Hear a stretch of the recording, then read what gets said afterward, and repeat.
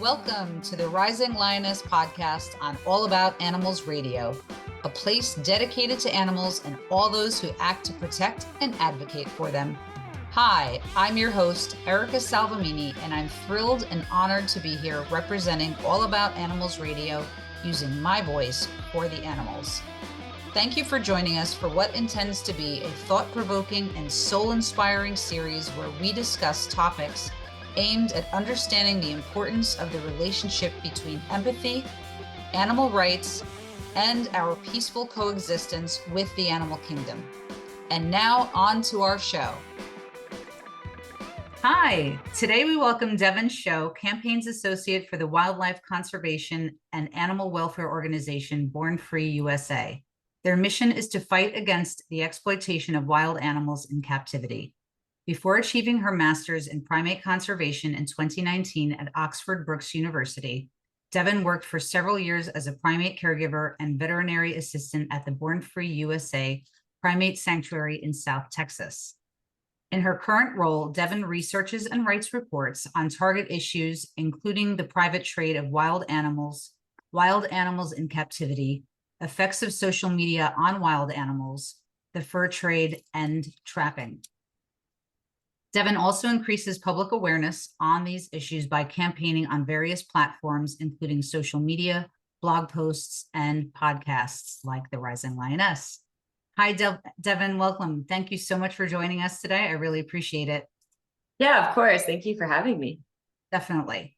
So tell us a little bit, how did you get started in animal advocacy work?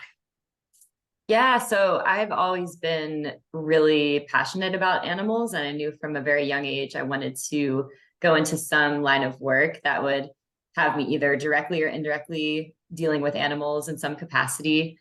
So at first I was thinking that would be a veterinarian, but after all of the chemistry and math courses that vets have to take for veterinary school, that quickly changed. And I started to get more into animal welfare and wildlife conservation work, and focusing more on animal needs in captivity and how that relates to their behaviors in the wild.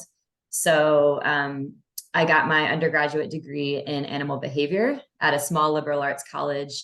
And right after that, I started working at the Born Free Primate Sanctuary in South Texas. And that was really my first exposure to seeing victims of the wildlife trade and the pet trade, and animals that had directly come from really traumatic experiences that needed a lot of attention and care to rehabilitating them, essentially to become monkeys again, because most of them had never been able to experience really living as a monkey should.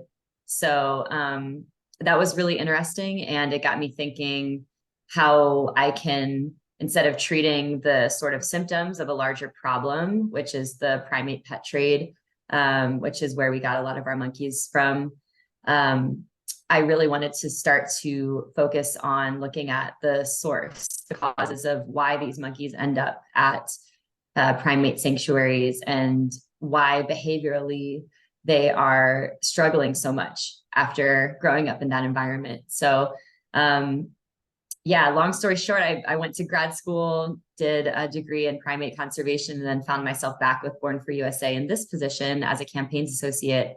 And in this role, I'm able to pay more attention to the root causes of legislation, for example, that allows people to own wild animals like primates, and how that feeds into the wildlife trade, both legal and illegally, throughout the world. So it's been a little bit of a winding road, but it got me here and this position now that I really enjoy. Yeah, it sounds amazing. I can relate completely to, your love of animals and lifelong passion and having that lead you to your destiny. And it sounds like it's with Born Free USA and helping do, part of that good work that they do, which is really noble work. So I applaud you and everything that Born Free USA does. It's just really very much needed. And so thank you. And so to that point, so many questions came up with all that you said, but I'm going to stick to the line of questions that I have so that I don't confuse myself or you. I'll just ask you what exactly, well, not exactly, but if you could share a little bit about, as a campaign associate for Born Free USA, what are some of the things that you do for them? Yeah, so my main job is to research and write reports on topics we want to increase public awareness on. So whether that is issues of the wildlife trade, as I brought up earlier, trapping, the fur trade, animals on social media and how that affects different things. So those are really the core issues that I've been focusing on, and researching and generating the data to put into reports that we can release to the general public and to lawmakers who are able to make changes in terms of legislation that relates to private animal ownership, or even the social media platforms, if we're able to communicate with them in some capacity and get them to change their policy guidelines of what they're allowing on social media. Things like that are the goals. Exactly. So Yeah. That's really at the core of what I do. So you're changing hearts and minds out in the public, and then also changing legislation, or at least supporting that change in legislation, and trying to get the people to realize, I guess, that they're constituents, they have a voice, that voice should be heard. And because if you're trying to change legislation, the people need to support that change as well. So I guess the two go hand in hand, which is all really important. Mm-hmm. So yeah, that's got to be, it's amazing work, but it's got to be frustrating too, right? Because I feel like I'm doing that, we're all doing that, all of us animal advocacies out here are doing that. And you know, it feels like increasing the public awareness, it's just like you can never get enough of it. There's not enough to put out. Other, what other ways are there? So you have all these amazing reports that you're putting together, and you're pushing them out through your website, I guess, and to the public. But what else can be done with them? Is there anything that regular people can do to help anybody listening, in terms of becoming more active from their home in their regular everyday life? Yeah, for sure. So we always stress the importance of sharing our resources, because that's really the first step, is educating people and educating yourself on these issues and why they're problematic. Because the example comes again with social media, and that there's so much content out there featuring wild animals that doesn't necessarily seem, to the person who doesn't know a lot about either their species specific behaviors or what their environment is supposed to look like where they evolved, it doesn't necessarily look harmful or abusive or exploitative to the average person. So we really want these resources to, number one, educate people. So if we can help spread that as much as we can and get rid of that misinformation that is so prevalent on social media and on the internet in general, that would be an amazing first step. And then also more recently, we've really taken the angle of getting social media users themselves to have more of an active role in trying to regulate this content and flag it when it's problematic, because the platforms are a lot slower to respond to wanting to change their policies and wanting to monitor these things and take them down if we say that they're problematic, but they don't necessarily agree based on the guidelines they have in place now. So we've kind of put out more resources and campaigning tools more recently that put more power in the average person and the average user to just say, look, these are the things that you need to look for in terms of content that featured wild animals, and this is how you can know it's problematic, and these are the steps you can take to let the social media platform know about this problem. That's great. I love that. I think that's a fabulous idea. I'm going to start, I say things, on there when I see stuff like that's, that animal's not supposed to be there. What are you doing? Or whatever, but that doesn't really do anything, I guess. It's more important to actually reach out to the platform itself and say, hey, this isn't right, and this is why, and I don't like it, and please do something about it. And if everybody starts to do that, I mean, I actually see like billboards out in the highway where, they have built, PSAs about put your phone down, don't be texting. Well, maybe there should be things about social media content out there too, because yeah, a lot of times people don't realize initially. When new things start, you're just like, oh, you're kind of mindlessly going through life, and oh, there's a cute, tiger in somebody's house and being pet, and how sweet, the baby's playing with the baby tiger. And it's like, no, wait, this isn't normal. This isn't supposed to be. And remind people and let them know, don't become numb to this stuff. It's not normal. Let's not normalize it. And Exactly. And people don't oftentimes realize how many animals are being harmed by extension. So you might just be watching one baby tiger in that video, but how many other baby tigers are going into that trade, and that cycle of abuse, just from the demand increasing from more people seeing that kind of content and seeing, oh, look, tigers are harmful to play with. They're not dangerous at all. They're not threatened in the wild. These are all of the sort of false beliefs that people develop after seeing this content. And like you said, it becomes so normalized after seeing it so much that people don't realize there's thousands of animals being exploited for every one that you're looking at in a video that becomes viral. Yeah, terrific. And then once they're not cute, kittens that you can actually touch and play before they start trying to maul you, what ends up happening to them then? Roadside zoos at the best. That's the best case scenario, which is a horrendous exploitative industry as well, or killed, or ground up for their bones for Chinese medicine or stuff like that. So yeah, I don't mean to get graphic, but people do need to understand, and that's kind of it's a lot. But yeah, we can all do something, and that's the good news, right? So we can all be advocates. We can use our voice, we can educate ourselves, and it starts with stuff like this, where we can have conversations and we can drive people to your website and have them look at some of the reports. To that point, I wanted to ask, is there any legislation that Born Free USA is, I know that there is, that you've helped to make changes, for creating new legislation for helping animals. But yes, yeah, we've been involved in a number of initiatives over the years. So most recently, actually, last week, new legislation was introduced that prohibits the farming of mink for their fur, which fur farming has been something we've campaigned about for years and years. So the bill is called the Mink Virus Act, and it seeks to protect public health and human safety by implementing a 1-year phase-out period of all domestic mink farms. And it also implements a program to compensate those farmers as they transition out of the fur farming industry. wow. So that's really huge. And we're really hoping to get a lot of traction behind that bill. And we're urging everyone we can to reach out to their local Congress representative and just tell them to support that bill, because it would be really huge for the United States, because as a country, we are very far behind in banning mink farming, especially after the COVID-19 pandemic. In Europe, a number of countries have taken the initiative to ban it just as a response to public health. So it's really important that we get up to speed in terms of that.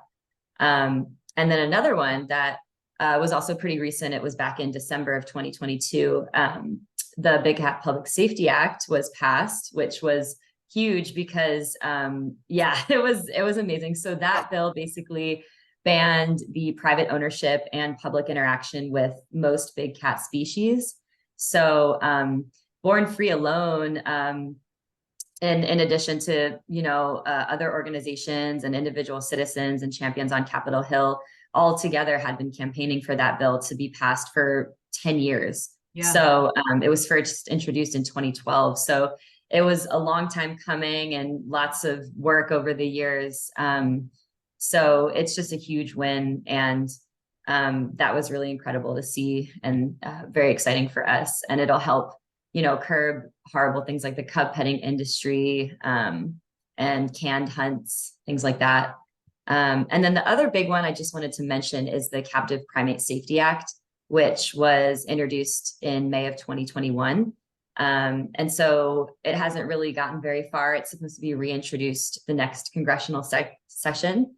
So that bill will basically do the same thing as the Big Cat Public Safety Act, but with primate species. So it will ban the private ownership of primate species and the public interaction with them throughout the country.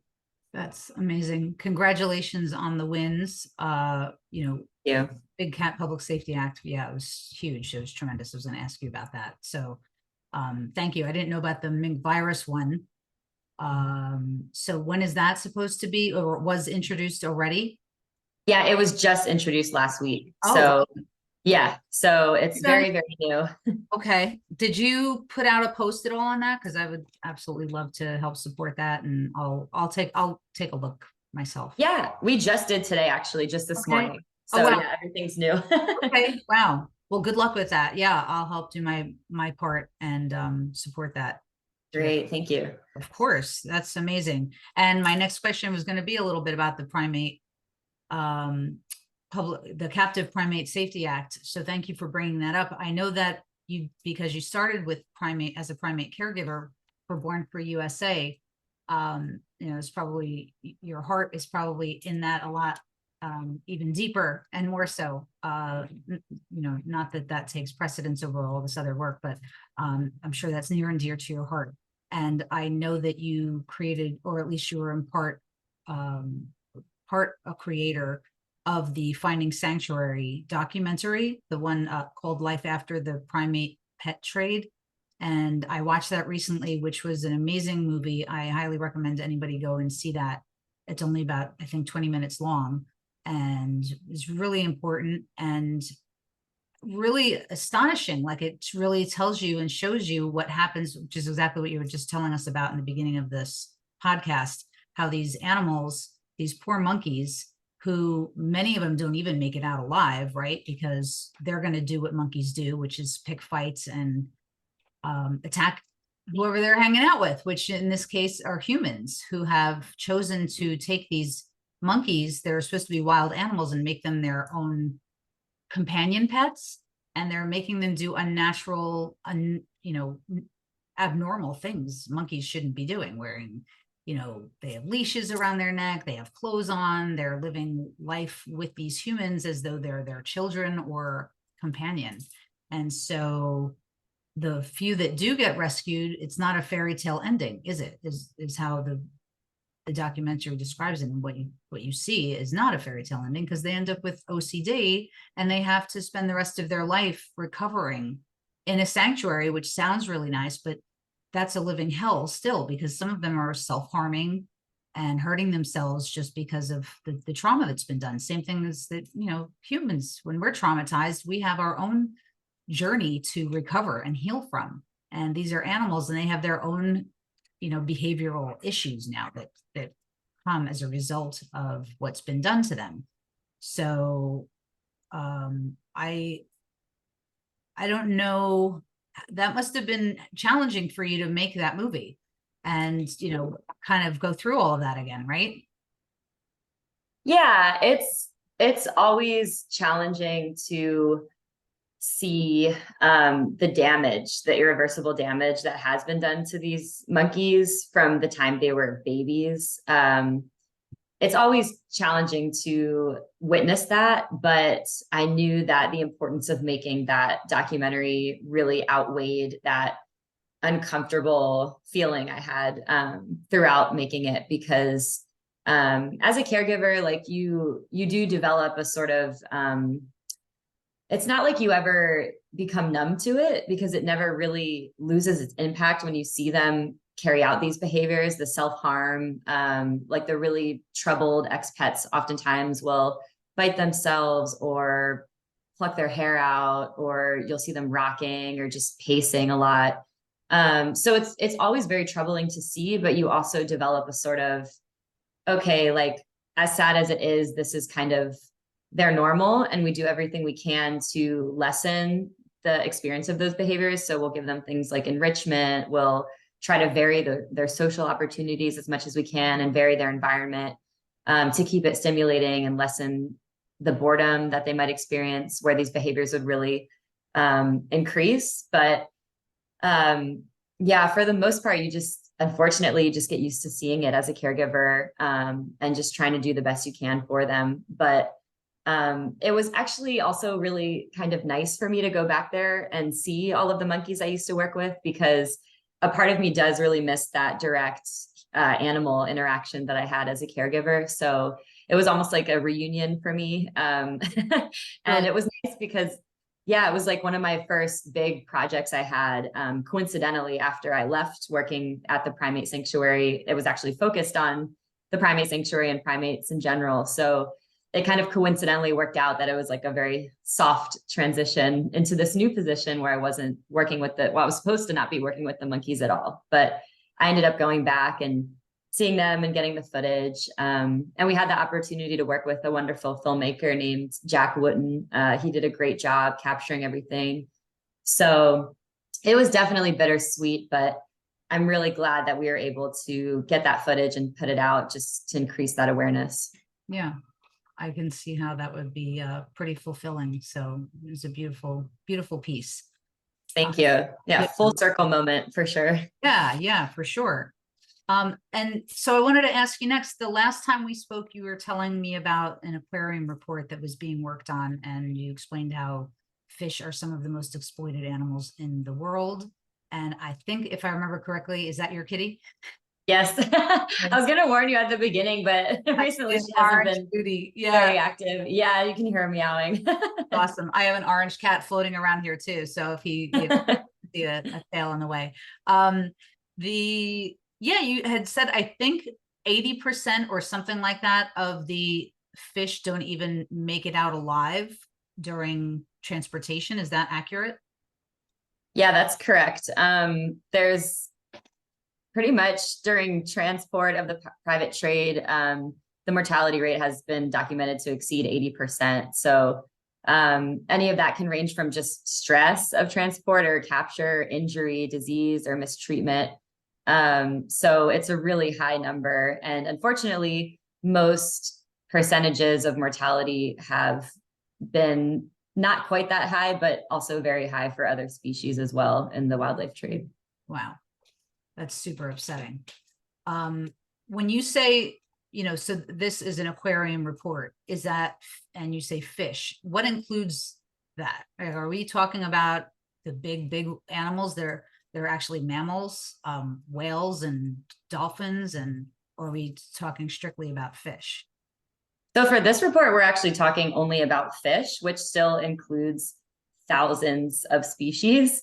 So of course we don't go in depth with that many species for this report, but we wanted to really focus on fish and not mammals, marine mammals, because we just feel like fish have been very neglected from the welfare discussion for a long time now. And we wanted to give them that spotlight and make sure that people are also aware of the struggle of fish, because I think the tendency for humans is to sort of overlook welfare issues with fish because they're so different from us. And, what their life looks like, their appearance is just so different from us that we are a lot of the time almost unable to empathize with them. Yeah. Or consider them to have a similar experience to us that would involve suffering. Right. But what the data is showing actually confirms that they are a lot more similar to us than we ever thought was possible before. And we really just want to shed light on that with this report and emphasize that as much as we campaign for removing species like elephants or giraffes or polar bears, like large, wide-ranging mammals from captivity, from zoos, we also want to make the same argument for fish species as well, because they have most of the same health issues and welfare issues as a lot of the larger animals that we focus more on. That's incredible. I think that's really, really beautiful. I'm sure the fish really appreciate you finally giving them their day. And so are you saying that fish are sentient beings as well? As for sure. They feel and wow, that's incredible. And the report goes into that and talks about that? That's awesome. Yes. Yeah. Is that out already, or is that almost not yet? No, we will release it within the next few months. So yeah, definitely keep a lookout for that. But Yeah, we cover a lot of different topics from legislation regarding fish and captivity, which it turns out there is basically none of, other than just farming and aquaculture, things that protect fish from disease spread and completely depleting the populations that we eat a lot of. That's basically the only legislation in place to protect fish. From a welfare standpoint, there is none. So if you, for example, are a private exhibitor, like you have a zoo, and even if you own a lot of fish, you still are not required to get any type of license or have the fish registered in any way. You don't need to document the transfer of these animals, the breeding. There's no requirements for like minimum tank sizes, none of that. Right. So it's completely 100% unregulated. Correct. Yeah. Yeah. Like most of the animal industries that exist. Yeah. Correct. Yeah. It's gotta keep working at it, right? Yes. Yeah. So I was going to ask you about some other like wild animals in captivity stuff that you're working on, but I happened to notice you had a new report. I think it was a new report called Thrill Killing on your site. Or Yes. yeah, that's upsetting. I mean, it makes me shudder, but I'm glad that you have that up and that you did a report on this. Can you share a little bit about what that is? Yeah, definitely. So this report summarizes what we're referring to as thrill killing, which is essentially just killing mass numbers of animals, some of them that are protected species that are threatened with extinction in the wild.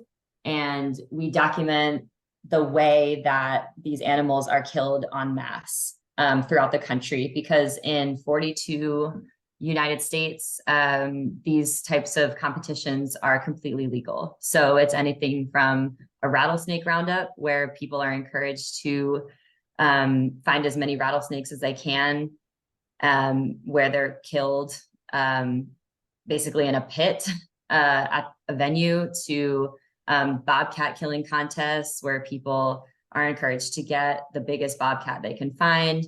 A lot of these contests don't have any kinds of limits.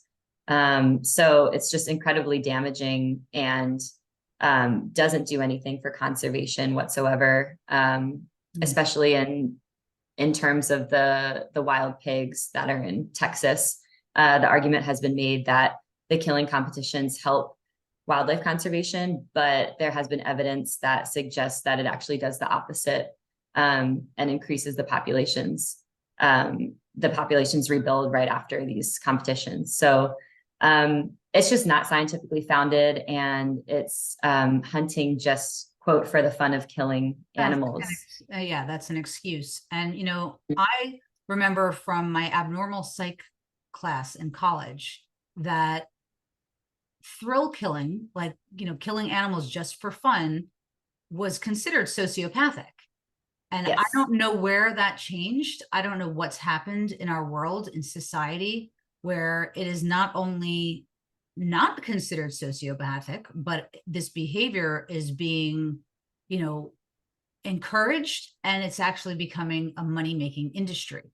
So what's going on in the world? Like, what's happening? How is this is becoming popularized? This is, you know, what is it? I see this increasing exponentially since COVID. It started a little bit before, but ever since then, you know, and you don't see it just here in the United States, you see it all over the world, which is actually why I started doing this podcast in the first place. I've always been an animal advocate, and, you know, somewhat of an activist, but it seems like we've all had to come alive and really start to invigorate and become active in, as much as the exploitation is happening.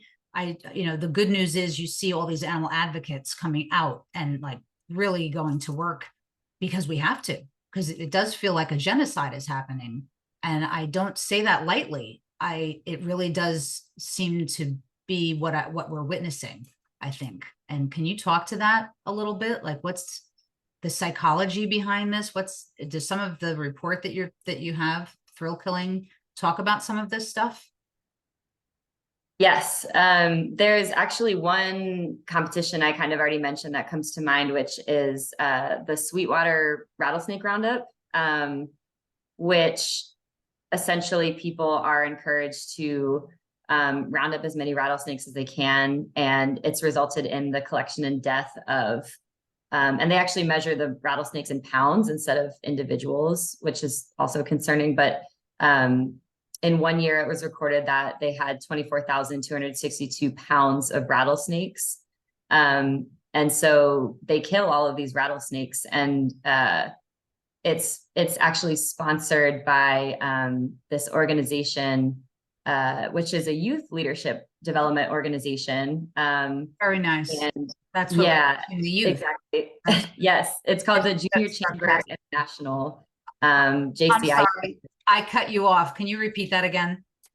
Oh yeah, sure. It's a youth leadership organization. It's called Junior Chamber International, or JCI. And they essentially define themselves as a grassroots movement of young active citizens, starting at age 18, who are dedicated to creating positive change in communities around the world.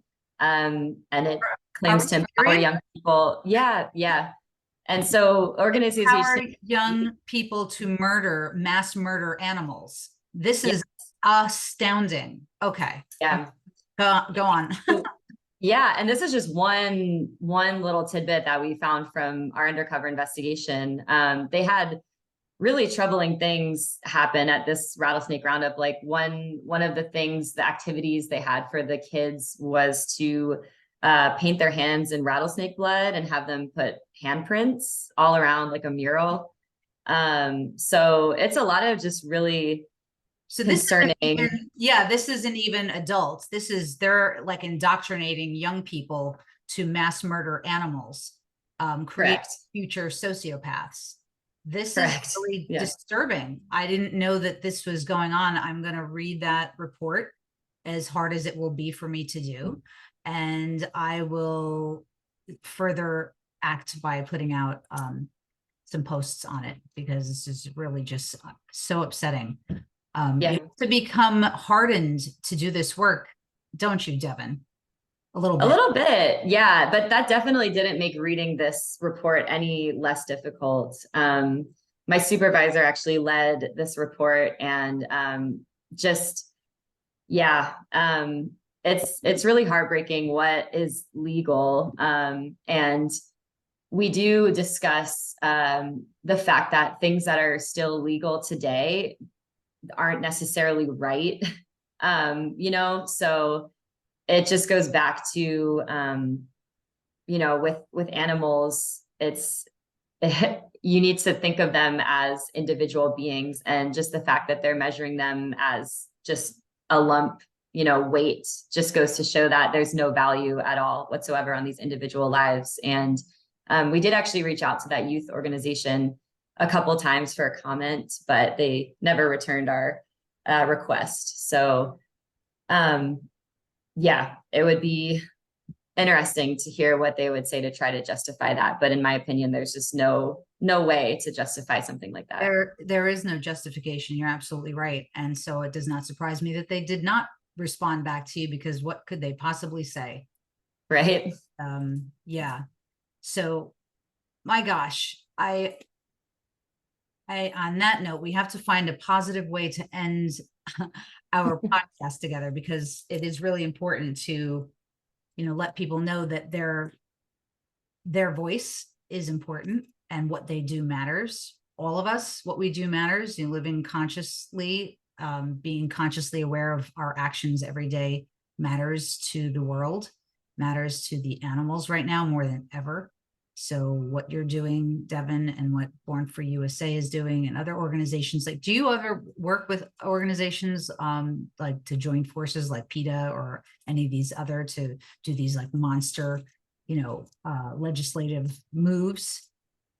Yeah, absolutely. We collaborate with several organizations pretty regularly, just either if it's drafting a bill like the Mink Virus Act bill that was just introduced. We've drafted similar legislation with coalitions that involve several organizations similar to Born Free. that have all had some kind of role in developing things like that. It's interesting you mentioned PETA, because we actually are working with them still. It's an ongoing effort, but we're working with them to rescue more than 1,000 monkeys that were taken from the wild for laboratory exploitation, who could be sold back to labs for further experimentation. So it's actually related to this case where the US Department of Justice subpoenaed Charles River Laboratories with news reporting that up to 1,000 of their juvenile long-tailed macaques at the company's primate center may have been illegally taken from the wild. I remember. So, yes, we've done a lot of publicity on that case, and we wouldn't be able to, Born Free, the primate sanctuary, wouldn't be able to take quite all 1,000 of them, but we have been speaking with Fish and Wildlife Service and trying to iron out some logistics that could lead to us being involved more with that rescue, but we're still waiting to hear back on a final decision. But that is something we've been campaigning for pretty actively, just to rescue these monkeys from basically a life sentence of lab research. So that's another really recent project we've been involved with. That's amazing. I wish you all the luck in the world, and I send you lots of love and light blessings towards that. Thank you. Yeah. And you mentioned the monkey fur trade, but then you mentioned the laboratories. Does that mean they were rescued from a fur trade organization and now they're looking down the barrel of maybe going to be sold to laboratories is that what, did I misunderstand that? Oh, so the fur bill is for minks. Okay. I'm sorry. I thought you had said that with regards to the monkeys. So the monkeys are totally separate. They're yes, totally separate laboratories. Got it. I understand. Right. So hopefully you guys will be able to find other sanctuaries for them, right? So that they can live out their life, well, recovering really from, but at least they've been rescued from the labs now. So there's that.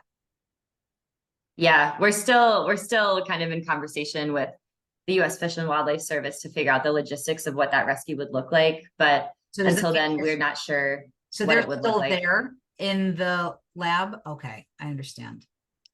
Got it. So hopefully that goes through. All right.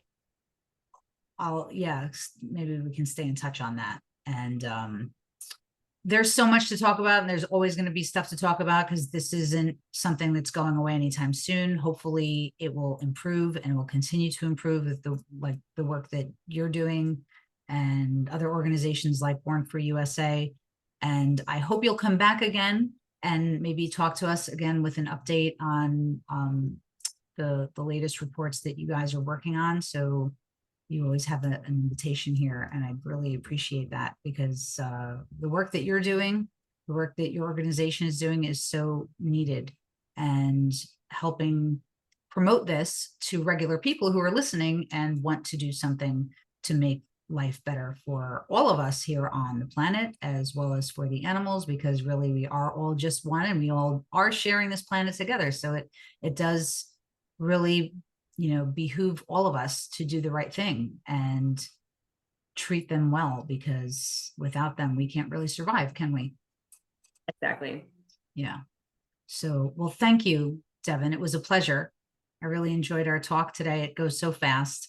And I encourage everyone to go on to our podcast profile. You can check out Born Free USA and check out that primates documentary, and keep an eye on what Born Free USA is doing and get involved every day. Every day we should all use our voice for the animals. And thank you. And we'll see you again next time, I hope.